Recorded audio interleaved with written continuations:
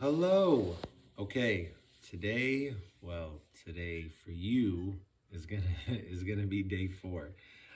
For today, we're gonna be reading out of page 19, 20, and 21. So this will be day 4. Day 4, 19, 20, 21. So we're going to start actually at the bottom of page 18, and it says Jesus calls the first disciples. So he's walking along the Sea of Galilee and he sees Simon and Andrew, and they're like casting a net. So they were fishermen, so they were casting a net into the sea. And he walked up to them literally and said, "Follow me, and I will make you become fishers of men." Well, what does that mean? I don't even know that the disciples even knew what that meant at the time. But guess what they did? It says right here, they immediately left their nets and followed him. And going on a little farther, he saw James and John, his brother, who were in the boat. They were fixing their nets. They were fishermen as well. And he immediately called them. There's that word immediately. Called them, and they left their father in the boat and followed him. That, wow, that surprised me, just thinking about how these men were so quick to leave everything that they had, their livelihood of being fishermen, and they literally got up and followed Jesus immediately. The note that we had talked about before, it was Emmy there on the margin, and it says, so they just left their jobs. How'd they get money? And that's a natural thought. I don't know that any of us think, oh yeah, if you just leave your job, everything's fine. Because that's a little crazy, a little bit. Yep.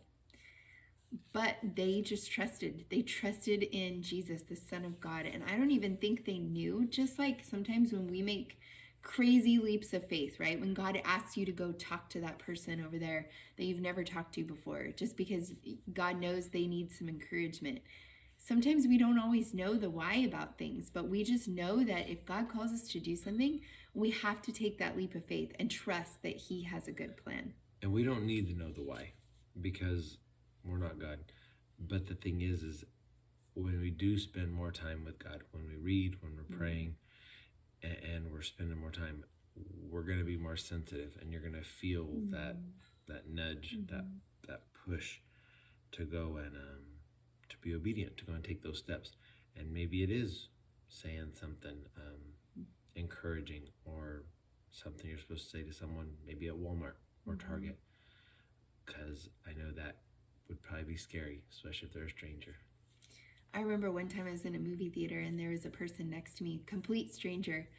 And after the movie, she was kind of tearing up, and I kind of felt like I was supposed to go and ask if I could pray for her. So I asked her and she agreed. I was terrified, because who just goes up to a stranger and says, like, "Can I pray for you?" But I did it. And afterwards she was crying and she looked at me and she said, "Those words that you spoke in your prayer were the exact words that I asked God to tell me this day, because I was really struggling with something." And so you never know that when you step out in faith and you do what God's calling you to do, he will come through and he will change someone's life if you allow him to do so. So the next part on page 19, Jesus heals a man with an unclean spirit. So Jesus went into this new village of Capernaum, and immediately on the Sabbath. Now, I think they said that it was the Sabbath because typically in those days, the law back then required that nothing of importance be done on the Sabbath, that the Sabbath is a day of rest. But Jesus was still doing work of miracles. So they were surprised that Jesus was teaching still on the Sabbath, and he taught like with authority, and a lot of people that were preaching in that day, they didn't have as much courage and authority as Jesus did. So immediately there was this man with an unclean spirit, and he cried out, "What have you to do with us, the Jesus of Nazareth? Have you come to destroy us?" So a man with an unclean spirit, that means like a demon, like a worker of Satan, right?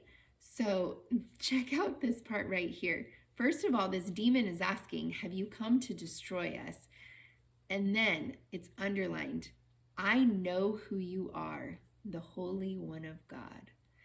So even the demons sent by Satan know and declare that Jesus was the Holy One of God. That was pretty powerful to me. Jesus rebuked them, saying, "Be silent, come out of him." And the unclean spirit made his body actually convulse and cry out with a loud voice and came out of him. They were all amazed because they hadn't seen anything like that happening before. So they were asking, "What is this? A new teaching with authority?" He commands even the unclean spirits to obey them, and they do. And at once his fame spread everywhere throughout the surrounding region of Galilee. So after this miracle that Jesus did, taking this demon-possessed man and having the spirit leave from him, he became famous in that land area. But the part that I loved the most about that was that even the demons of Satan acknowledged that Jesus was the Holy One of God. It's pretty powerful stuff. Yeah, and where it said the part about where it said about doing the healings and stuff. Well, if you're healing people and this crazy stuff's happening, it probably is going to spread. Just like if it happened now, it'd go viral. So anyway, want to go over a little bit more from chapter 1. The next part, if you look at page 20, starts out with Jesus heals many, which once again, with the miracles happening, it's going to get people's attention. It talks about healing someone with a fever. In the second paragraph, it says, "That evening at sundown, they brought to him all who were sick or oppressed by demons." I look at those as two different things. You're sick or oppressed with demons. I think there might be things in between that. But anyway, that's what happens. And the whole city was gathered together at the door, and he healed many who were sick with various diseases and cast out many demons. So apparently being sick and having demons inside you both were somewhat common. And I wonder if today, I wonder if when things are going wrong with us, where people talk about, oh, it's mental illness, oh, it's this.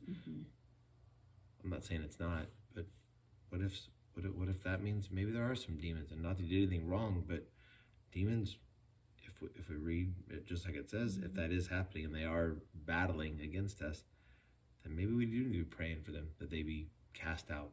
Because I think people get sick, you think, oh, well, that's not good, we should pray for them.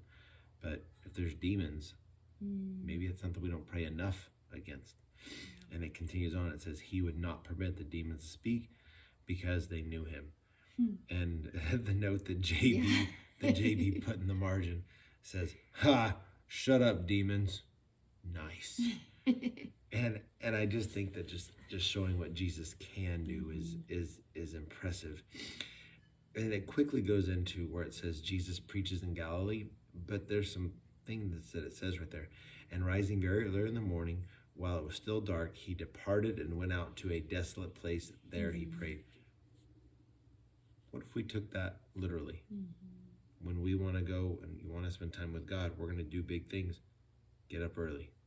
So maybe not sleeping in. And then it says, go to a desolate place and pray. And desolate, maybe desolate is going down to the table before anyone's awake. Maybe it's doing it in a closet. Maybe it's doing it outside. But to be able to go somewhere alone, to where you're not interrupted, you're not talking, you can go and sit there and pray, and then be able to listen to. Goes on, and Simon and those who were with him searched for him, and they found him and said, "Everyone is looking for you." And he said to them, "Let us go to the next towns that I may preach there also, for that is why I came out." So Jesus, he did great things. He's healing people and he's casting out demons, and those two big things are what he's doing.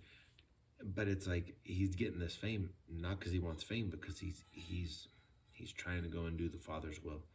The next chunk, it says Jesus cleanses a leper. So someone's got some pretty big deals.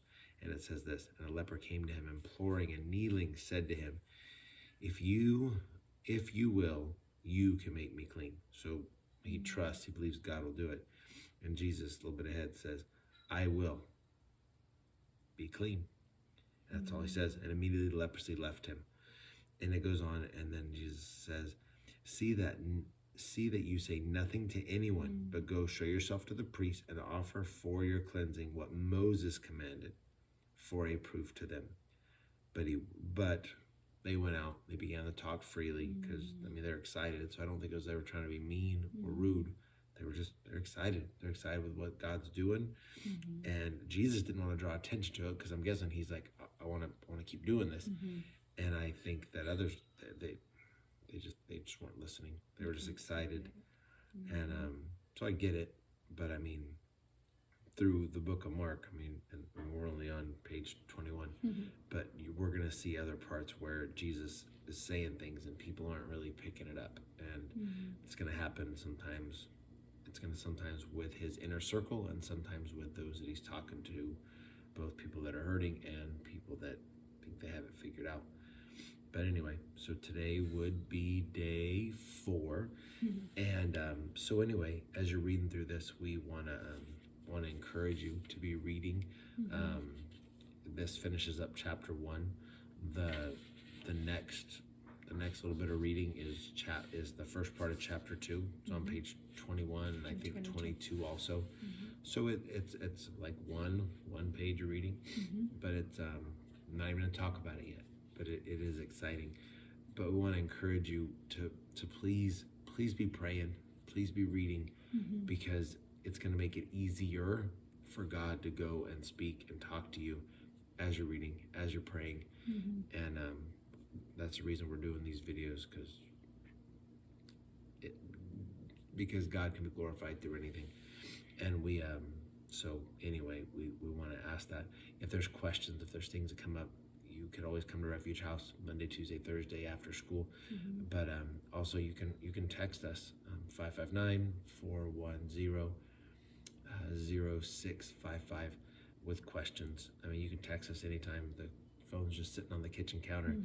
But and we'll try to get back to you pretty quickly. But as questions come up, it can be nice to go and have people go and ask questions.